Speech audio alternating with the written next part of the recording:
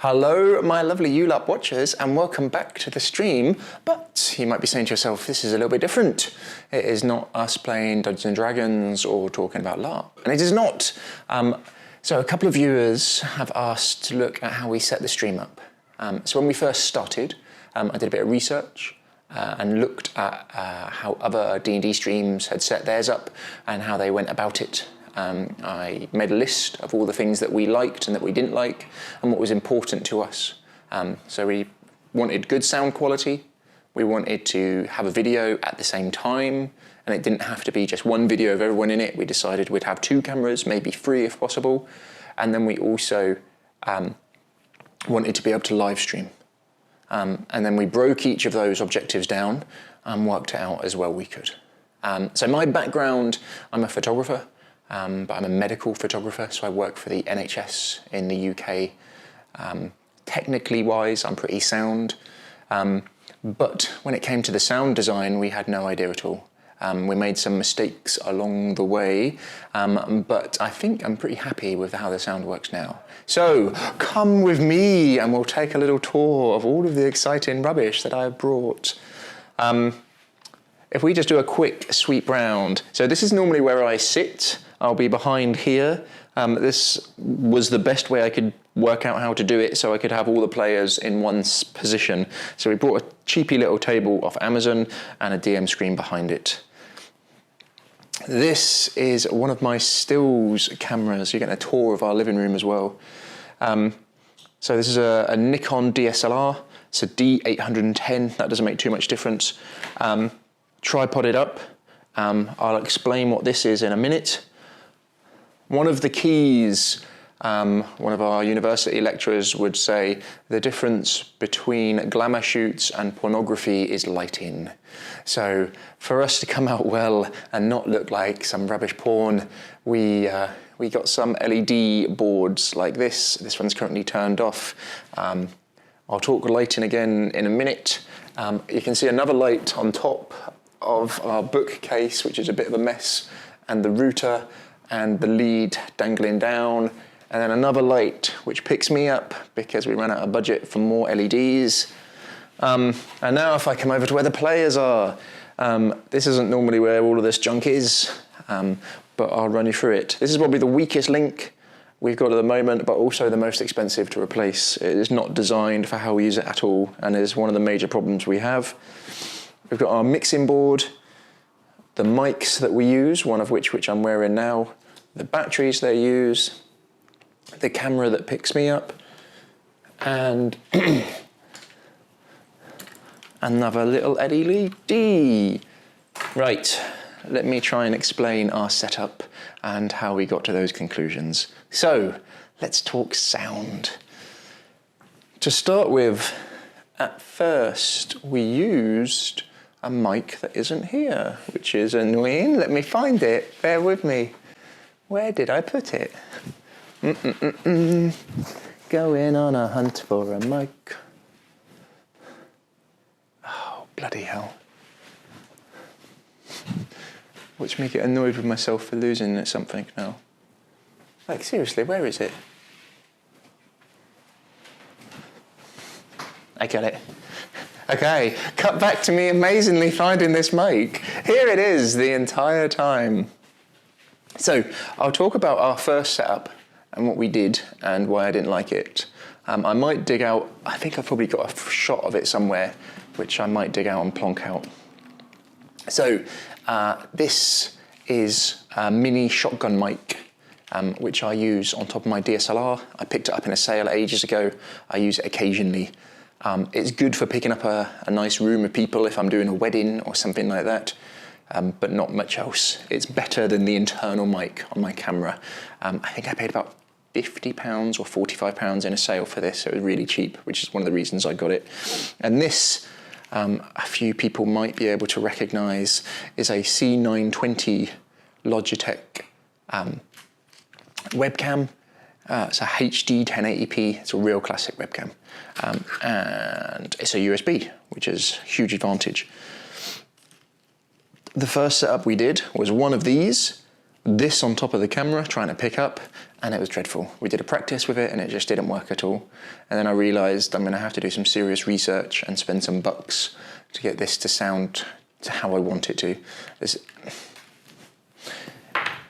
So we decided to go for the route rather than, because we live in London and it can be quite noisy. We're near a quiet-ish road, but I'm sure if anyone's watched the stream, they've even heard the cars going by. When we first used the hot shoe shotgun mic, the sound outside was dreadful. The room, the echo, you were just picking up everything. It was awful.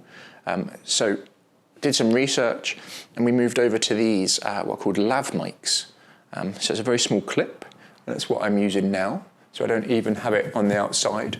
I've got it inside my shirt. And these were about £10 each. I don't know what that is in dollars.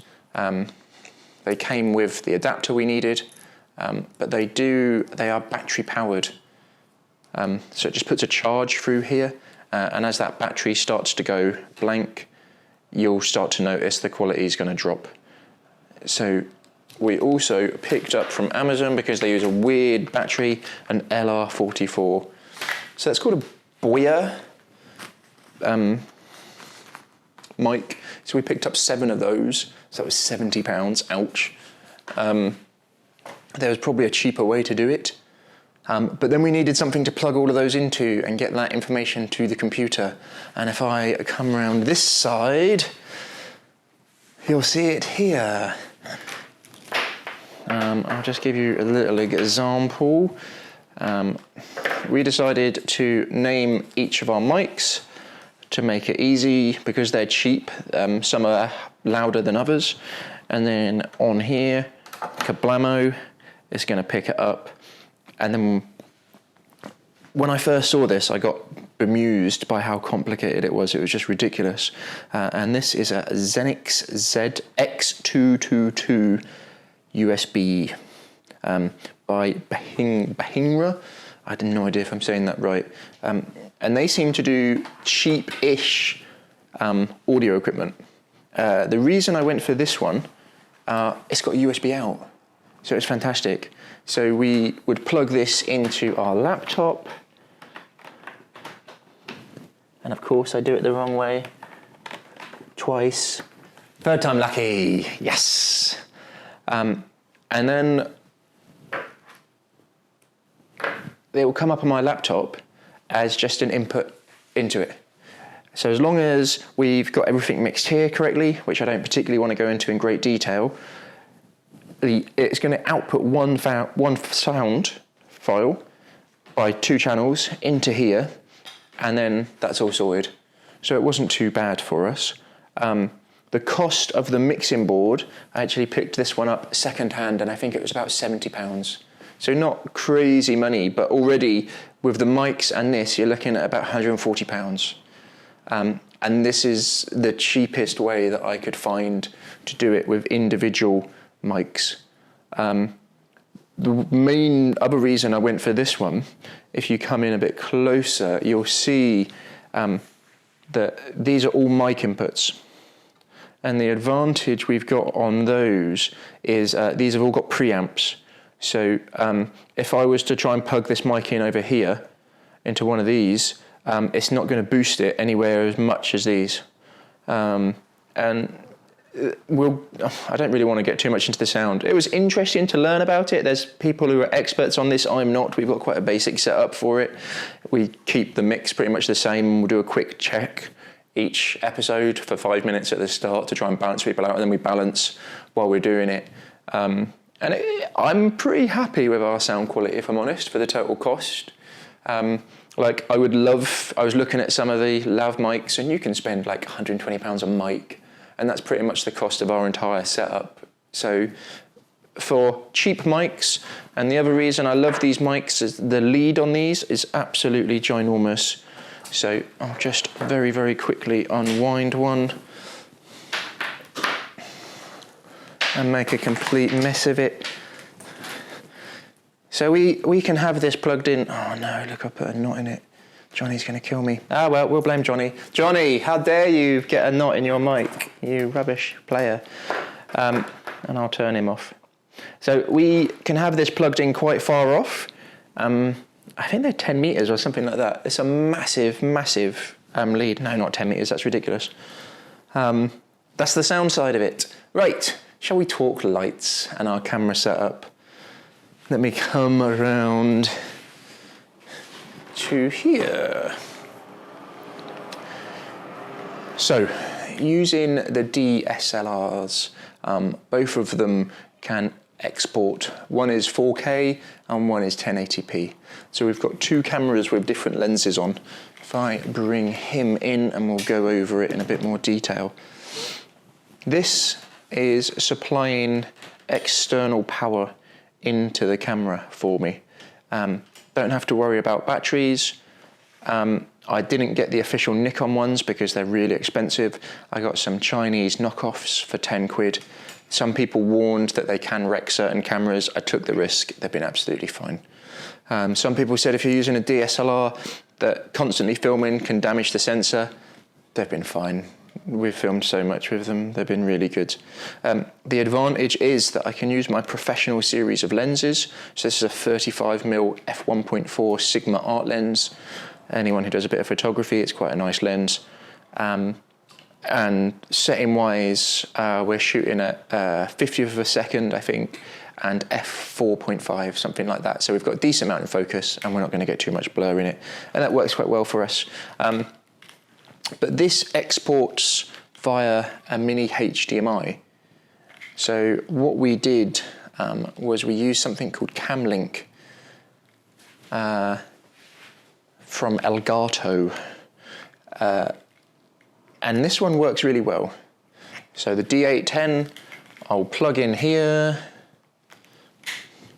down the HDMI, and then we plug this into the laptop as well. And you'll start to see why my laptop hates me and why it's the weakest point.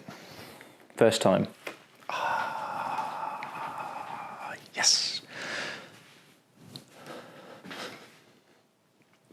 So now, when I put this live, I'll be able to put the live feed straight onto here. For the other camera, which is a slightly older camera, I picked up a HD60, which is the older version of this box. And this was second-hand from Amazon, I think it was, during one of their sales where someone had returned it. And we got this for like £50, I think. And I think we got the Camlink for like 65 or 70 pounds. So you can see the price is starting. And this is, we've done this as cheap as I possibly could do it. Well, not as cheap as I possibly could, but we're trying to save money. This one is rubbish. Do not touch a HD60 if you can afford not to. It's the older style. And this Nikon D800 hates it. It really, really struggles. It's an absolute bitch to get to connect. Whenever there's an issue, it will be this camera. This is what I want to upgrade, and the laptop. But it's just money-wise, isn't it? It's expensive to do it. The one advantage that this one's got is that the actual box has got, we can have two leads going into it. So we've got the HDMI, and then we've got a USB going to a mini USB. It shows you how old it is. And you can use it as a HDMI through as well if you wanted to. Not that we really do. But that is our video setup. Lighting wise, I've shown one briefly. This is the latest one we've got. And this one picks me out a little bit better, is lots of LEDs. The reason I went for these, this is a newer, German. They're pretty cheap. I think this was about £20. I've got lots of these little batteries. This one I can't run off the mains, but we put this one up here. Let me show you.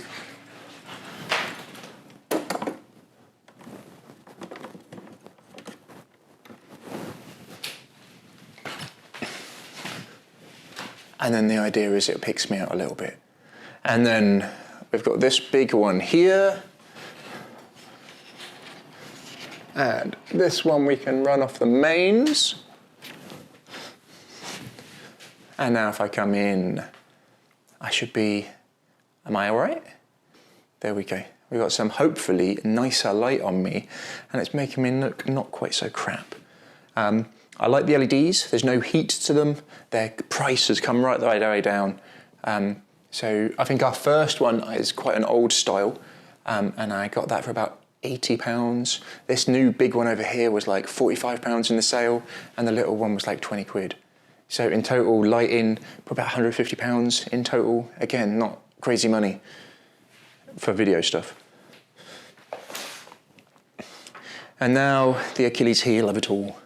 So everything plugs into this not particularly lightning fast laptop, which was never really designed for this. So you'll have USBs coming in from everywhere, one for each camera, one for the sound mixing board. And then because it's not got the biggest of hard drives in there, we have to tell it to save straight onto an SD card as well. Because we're streaming at the same time as recording, it also has to be plugged into an Ethernet, otherwise the Wi-Fi isn't good enough.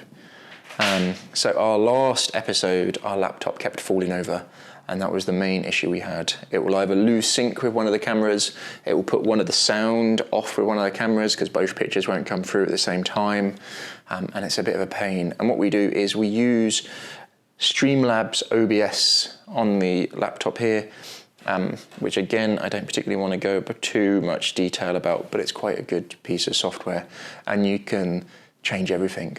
You can change the delay on one of the cameras to the other camera. We can move stuff around, we can edit stuff in there, make our own frames. If you're good on it, you can do whatever you like. It's really a nice piece of software, and it's free. So there we go, that is our setup. So sound, good mixing board, lav mics was our tactic to set it up to get good sound rather than individual mics. I know the way Critical Role do it is they use shotgun mics, long shotgun mics, ceiling mounted to pick people out. I know that they did try lav mics and it was a complete mess, but we've got it working much better than them. Camera-wise, we use 2 of my DSLRs and then HDMI out into Elgato Camlink or a HD60. I'd like another Elgato Camlink, please, but they're like 80 quid. And then lights, we use LEDs and we use freeboards. One is our key, which is this big one over here. One is a big fill, which comes in off the ceiling. And then one is designed to pick me out, which is up there. To improve it, I'd love new mics. I'd like some what are called Xlr Lav Mics, but they're quite expensive. Maybe to go wireless on them, because I don't know if you can see here, but this is me. I'm constantly connected via it. Although it's got a good sized lead, it gets a little bit annoying, but it does mean if someone goes to the toilet, no risk of hearing them, which is always nice. And that's about it. That's our setup. So leave some comments, let me know what you think, and cheers for watching.